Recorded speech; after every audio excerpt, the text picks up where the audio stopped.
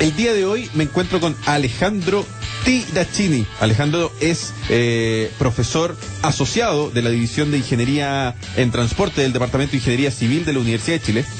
Y lo hemos invitado hoy a Republicanos Municipios al Poder para conversar acerca de la evasión del Transantiago. Yo les cuento, ya lo voy a saludar, que Alejandro, junto con otro investigador, Martín Quirós, son investigadores del Instituto de Sistemas Complejos de Ingeniería y realizaron una investigación que compara los niveles de evasión y estrategias para cómo combatirla, ¿no es cierto?, en los sistemas de transporte público en Santiago, en Mendoza, en Bogotá, en Madrid, en Londres, en Melbourne, en Berlín y otras ciudades. Fíjense, queridos auditores, que el Transantiago ha duplicado en 9 años la evasión.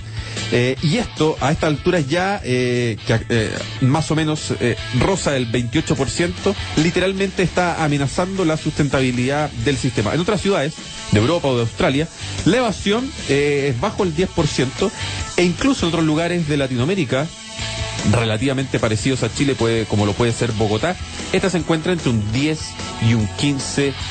Para esto y otros menesteres es que entonces está aquí con nosotros Alejandro Tirachini. Bienvenido a Republicanos Municipios al Poder. Hola, muchas gracias por la invitación. Alejandro, en materia de inmediato, desde tu punto de vista, ¿es la evasión el tema más grave a tratar dentro de las mejoras que necesita el Transantiago? Hoy día sin duda sí, hay problemas operacionales que siguen siendo serios. El hecho de que los buses circulan en pelotón, el hecho de que todavía faltan pistas solo bus, el hecho de que hay muchos buses en mal estado, etcétera. Pero desde un punto de vista financiero, sin duda tener una evasión del 30%, que es lo que sucede hoy día según el último informe del Ministerio de Transporte, es por lejos el problema más grave, y es ahí a donde se debe enfocar los esfuerzos para mejorar el sistema.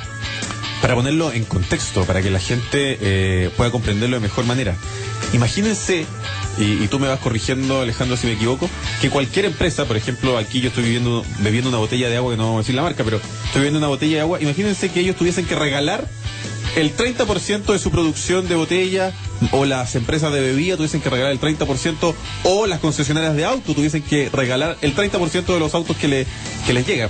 O sea, no hay empresa que aguante. Efectivamente, está por ese lado el problema financiero, ¿cierto? De que en Santiago, bueno, hay un desbalance entre los ingresos y los costos que se cubre con un subsidio. El subsidio del transporte público se justifica en el sentido de que el transporte público, que es un bien social y que ayuda a la gente a llegar a sus destinos, a sus trabajos, etcétera, de una forma en general que es más eficiente que el automóvil.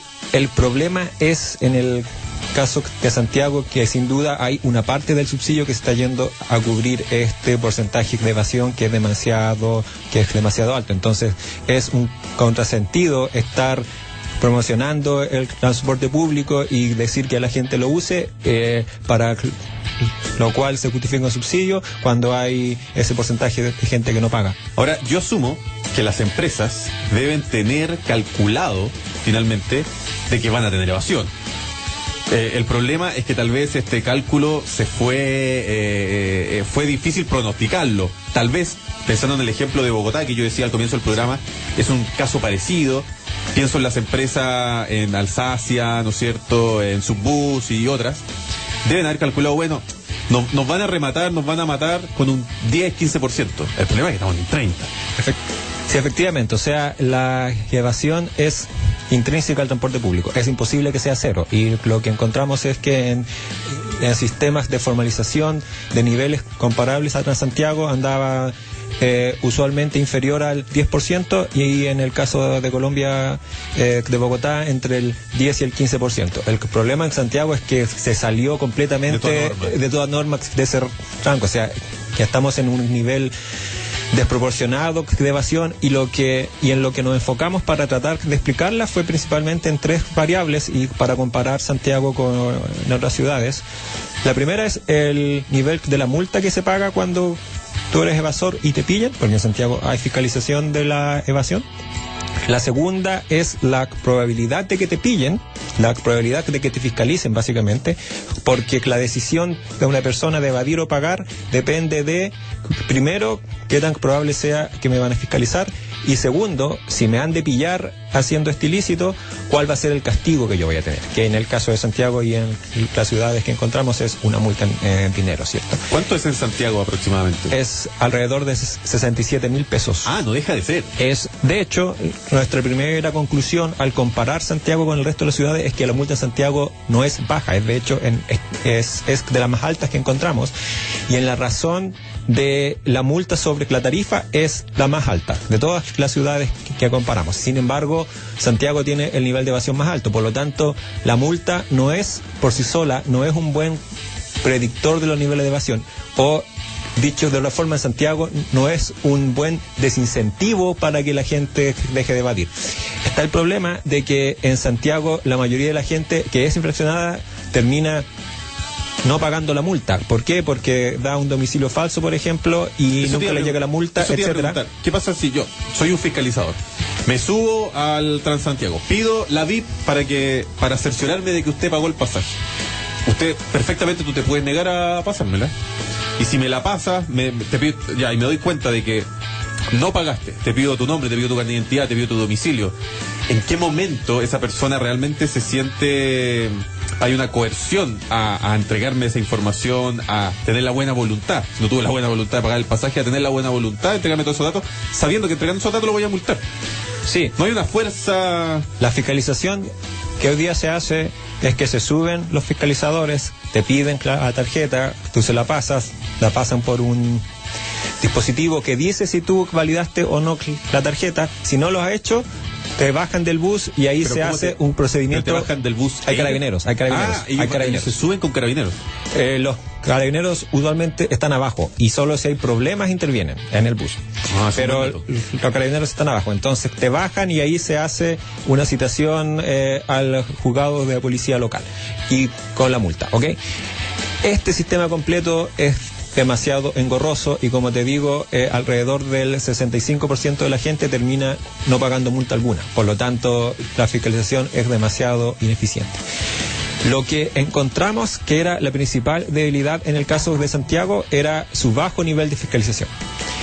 Y esto lo vemos como al estimar lo que se llama la tasa de inspección, que es la probabilidad de que te fiscalicen, que es la razón entre el número de viajes fiscalizados y el número de viajes hechos por las personas, ¿ok? Entonces, si de cada 100 viajes fiscalizan 10, tenemos una tasa de inspección del 10%. O dicho de otra forma, hay un 10% de probabilidades de que a mí me fiscalicen, de que venga un inspector y me pida la tarjeta PIB. Bueno, en Santiago encontramos que ese valor es de 0,1%. O sea, 0,1%. O sea, en promedio es imposible. 1 en 1000. Es cercano a 0. Es 1 en 1000. Y ese mismo valor encontramos que en Berlín era 5 en 1000, o sea, 5 veces en Santiago. En Melbourne era 62 en 1000, o sea, 62 veces lo que es en Santiago, y en el resto de ciudades que encontramos era usualmente mayor al 1%, o sea, mayor a 10 en 1000, o sea, un orden de magnitud por sobre lo que sucede en Santiago. Y a la principal conclusión a la que llegamos en este estudio es que básicamente en Santiago se evade porque es fácil, porque la probabilidad de que te pillen es cercana a 0 y porque me ahorro 600 pesos, 640 pesos cada vez que me subo a un bus sin pagar. Entonces hay un incentivo financiero a hacerlo y el castigo esperado que te llega es cercano a 0. Estamos haciendo Republicanos Municipios al Poder. Vamos a ir a una pausa. Estamos conversando con Alejandro Tirachini, profesor asociado del Departamento de Ingeniería en Transporte de la Universidad de Chile. Ya volvemos. Se encuentra conversando conmigo Alejandro Tirachini, profesor adjunto de la División de Ingeniería en Transportes del Departamento de Ingeniería Civil de la Universidad de Chile, de lo que significa la evasión en Santiago. Alejandro, uno de los principales reclamos de los pasajeros es el alto costo del pasaje versus el mal funcionamiento del transporte. ¿Es el aumento de la tarifa o el subsidio estatal la verdadera solución al problema de la evasión? La baja de la tarifa. Sí, no no. A ver, lo que estudiamos para ver el impacto de la tarifa en las personas es una variable que se llama el gasto en transporte, en el que lo que se estima es cuánto se gastaría de los ingresos de un hogar en Santiago si es que hubiese 2 adultos que hacen 2 viajes al día, ¿ok? Pensando en 2 adultos que trabajan. Entonces, ese porcentaje para el caso de un hogar promedio en Santiago encontramos que era del orden del 5 al 6%. Del presupuesto familiar. Efectivamente. ¿Sí? Sumado entre las dos fuerzas que trabajan en la casa. Si esto fue con datos de la encuesta CASEM, ¿ok? Son los ingresos autónomos de la familia. A ver, y para ponerlo en contexto, si una persona gana, entonces el presupuesto familiar es de 1 millón de pesos, para cerrar la cifra, hacerlo más fácil. De 1 millón de pesos significa que entre 50 y 60 luquitas gastarían 2 personas que van a trabajar 2 veces al día y usan transporte público. Efectivamente, pero eso es para el hogar promedio, ojo, cuyo ingreso no es 1 millón de pesos. Y después lo estudiamos además para un hogar del primer quintil de ingreso. Y ahí ese porcentaje sube al 20% aproximadamente, ¿ok? Que es demasiado alto para cualquier estándar internacional. O sea, por ejemplo, una familia que sus ingresos son 500.000 pesos. 200 o 300.000 pesos, ¿ok? Él gastaría en promedio el 20% de sus ingresos en transporte. Entonces, a lo que llegamos con esto fue que efectivamente hay un efecto ingreso, o sea que hay gente que tiene incentivo fuerte a evadir porque se ahorra una parte importante de sus ingresos si es que lo hace, y ahí se llega a la conclusión de que una medida específica para apoyar a las personas del primer quintil de ingresos es la adjudicación de un subsidio focalizado en la demanda. O sea, por ejemplo, darte una tarjeta VIP personalizada que diga, ya, por los primeros 40 viajes que tú hagas en un mes, lo puedes hacer con un 50% de descuento para personas que tengan, por ejemplo, un puntaje bajo cierto umbral en la ficha de protección social. Entonces, el subsidio a la demanda se justifica por el hecho de que para la gente más pobre que de Santiago el transporte es demasiado caro, pero eso a su vez no justifica el aumento en la evasión, porque lo que encontramos es que este gasto en transporte se ha mantenido más o menos constante en estos 9 años de Transantiago. ¿Por qué? Porque si bien ha subido la tarifa, los ingresos de las personas han subido más o menos en la misma proporción. Sin embargo, la evasión se ha duplicado. Por lo tanto, no es el hecho de que la tarifa sea alta lo que ha explicado el aumento en la evasión. Hay un problema, entre comillas, por llamarlo de alguna forma, de mala fama del Transantiago, que la gente se hizo una idea, porque ciertamente los primeros años fue bastante desastroso. Yo, la verdad, me sincero, no soy muy usuario del Transantiago. En general ando en moto, que es un sistema de transporte para la ciudad de Santiago harto cómodo, le cuento a los auditores. Y cuando ando en Transantiago, finalmente ando en metro. La micro la uso harto poco. Pero tengo la impresión de que ha mejorado desde el inicio, ha mejorado en el trazado de los recorridos y ha mejorado sobre todo en la cantidad de buses, ¿no es cierto?, que participan de ese mismo recorrido. En el fondo, los tiempos de espera también han bajado harto. Pero así todo, se quedó instalada esta mala imagen del Transantiago y la gente le hizo la cruz ya, ¿o no? Sí, hay un tema de mala calidad de servicio que persiste. O sea, como tú dices, que el sistema sí es mejor con respecto al 2007 y 2008, pero sigue con fallas que son realmente inexcusables para el nivel de subsidio que tiene el sistema. Pero eso en ningún caso es excusa para evadir. O sea, yo entiendo... No, yo jamás lo excusaría. Sí, es que hay gente que lo usa como excusa. O sea, yo llevo hablando de evasión como 2 meses con esta investigación, y lo primero que sale es, oye, mejórenme el sistema antes de, y eso es la excusa más mala que existe. Entonces yo no creo que vaya por ahí la cosa. O sea, sí, va a mejorar es imperativo mejorar la calidad de servicio, pero el que se acostumbró a evadir, es difícil que deje de evadir así como que, ahora las micros son mejores, voy a dejar de evadir. No, yo he visto evasión en servicios que uso, que son frecuentes, con buenos buses, con buenos tiempos de viaje, como el servicio que uso siempre por la Avenida Grecia, y la gente evade igual, si no va por ahí la cosa. En la micro amarilla evadías menos. Es que ahí era distinto. Te pegaba con un palo si era necesario, eso le pagaba ¿qué el es boleto? lo que pasaba con la micro amarilla, que es algo similar a lo que pasa hoy día en regiones? Es que el conductor recibe el dinero en efectivo y sus ingresos dependen de qué tanto dinero recaude. Por lo tanto, ahí había otro tipo de evasión, que era la evasión que ya se daba, que el conductor no te da boleto. Cuando estudiantes o gente más pobre le pide al conductor que lo lleve por 100 pesos o por 200 pesos, que eso era la evasión que existía con Transantiago, con las micro amarillas, y ahí el conductor se echaba esa patología, por lo tanto ganaba el conductor, ganaban los pasajeros, y el que perdía era el dueño de la micro, básicamente.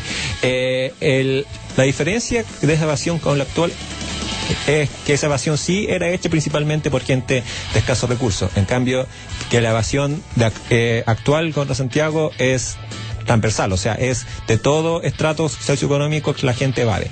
Y lo que nosotros encontramos... No está concentrado en algún lugar específico. No, en absoluto. O sea, sí, hay un estudio que muestra, por ejemplo, que la evasión es mayor en aquellas comunas con un ingreso promedio menor, ¿ok?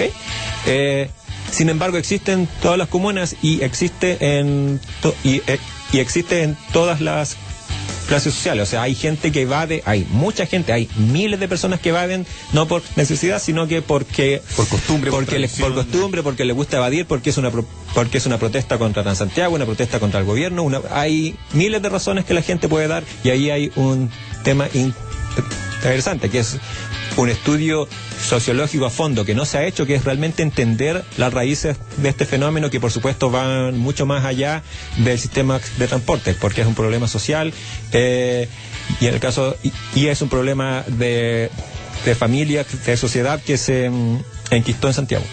Alejandro, para ir cerrando el tema, la pregunta obvia y final: ¿cómo hacemos para arreglar, o a lo menos para disminuir, este 30% de evasión? Sí, siendo la evasión un problema que se explica por múltiples causas, no tiene una bala de plata, o sea, no tiene solo una medida que lo arreglar todo, y por lo tanto lo que nosotros hemos propuesto es un enfoque de múltiples medidas que se deben aplicar al mismo tiempo, siendo eso sí, la más importante desde como una conclusión de esta investigación, el aumento de la fiscalización. ¿Por qué? Porque, como te mencionaba, para cualquier estándar internacional es demasiado baja, cercana a cero. Otra es una campaña de concientización social para que la gente sepa realmente cuánto daño le hace al sistema este cúmulo de acciones individuales que al final terminan siendo el 30% del total. Otra cosa es mejorar, no es subir la multa, sino que mejorar la efectividad de su aplicación, o sea, que la gente realmente la pague, etcétera, y hacer un estudio a fondo para entender realmente las razones que están detrás de los evasores, más allá de las percepciones de lo que la gente escribe en las redes sociales, etcétera, porque eso no tiene valor científico. Alejandro Tirachini, profesor asociado de la División de Ingeniería de Transporte del Departamento de Ingeniería Civil de la Universidad de Chile, estuvo conversando con nosotros hoy día en Republicanos Municipios al Poder. Yo te cuento que si quieres que tu empresa cuente con el más moderno, amplio y comprometido sistema de seguridad, no olvides preguntar por GZ Seguridad, porque ellos son el verdadero símbolo de tranquilidad. Ven y atrévete a comenzar un nuevo proceso. Universidad Autónoma de Chile te invita a ser parte de sus programas de doctorado, magíster y diplomados. Más información en www.uautónoma.cl. Posgrado de la Universidad Autónoma de Chile, más universidad. Y por último, los mejores remates, los mejores precios, la mejor calidad, la mejor variedad. Sí, y también los mejores productos los encuentras en Remates Marini, que es un mundo de negocios. Síguenos en nuestras redes sociales, seguimos conversando ahora mismo por ahí, @republicanocl en nuestro Twitter, y también nuestro WhatsApp más 569-863-03-700. 11. Alejandro, muy amable por venir a Republicanos. Con gusto, muchas gracias.